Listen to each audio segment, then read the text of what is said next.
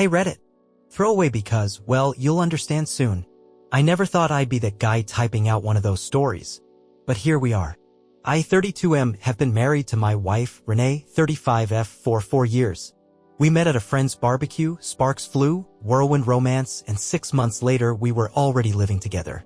Renee was charming, energetic, and kinda wild, but I saw it as fun back then. Looking back now, yeah, I was blind.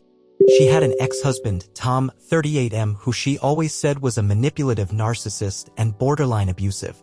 She hated his guts, at least that's what she told me every chance she got. The divorce had been messy and they had no kids together, so I figured that was the end of the story. Fast forward to about 3 months ago, Renee started acting off, picking fights over random stuff, accusing me of cheating when I was literally just playing Elden Ring or working overtime. Mood swings? You bet. She went from cuddling me to full-blown tantrums in 15 minutes over whether I really liked the dinner she made. I chalked it up to stress.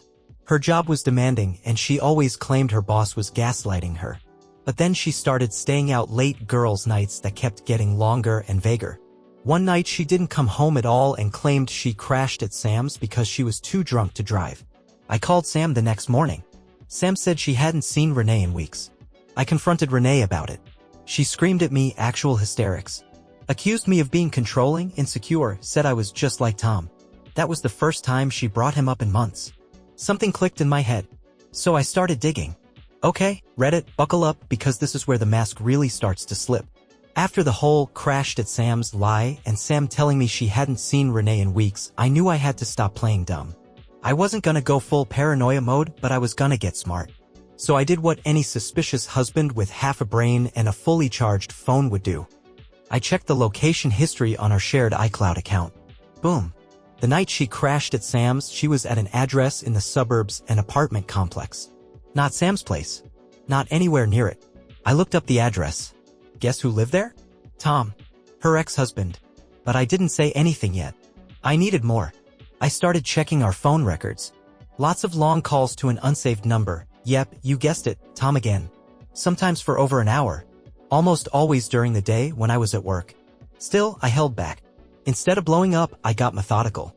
I screenshotted the call logs. Downloaded the location history. I even got a second phone with a voice recorder app and hid it under the passenger seat of her car. She always drives herself to decompress after work. Turns out, decompressing meant phone calls with her ex, laughing, flirting, and bad-mouthing me. I heard it all.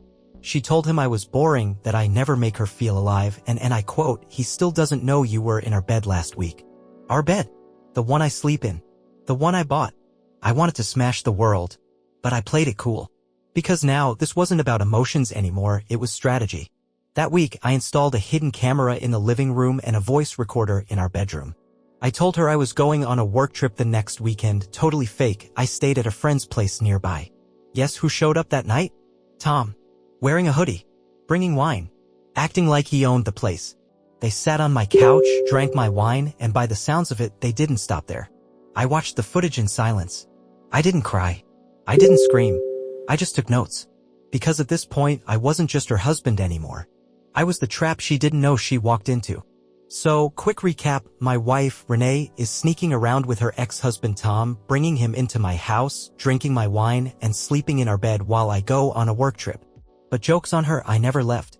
I was 10 minutes away with a burner phone, monitoring everything in real time. I had camera footage, call logs, audio files, the full damn cheap buffet. I had 2 options. Blow up and go nuclear immediately. Stay cool and go tactical. I chose tactical. First step, talk to a lawyer. I wanted to know my rights. Turns out all the documentation I had was gold. Where I live, proof of infidelity can swing things in a big way during divorce proceedings, especially since I bought the house and she moved in after the marriage. That's when my lawyer told me something that really lit a fire under me.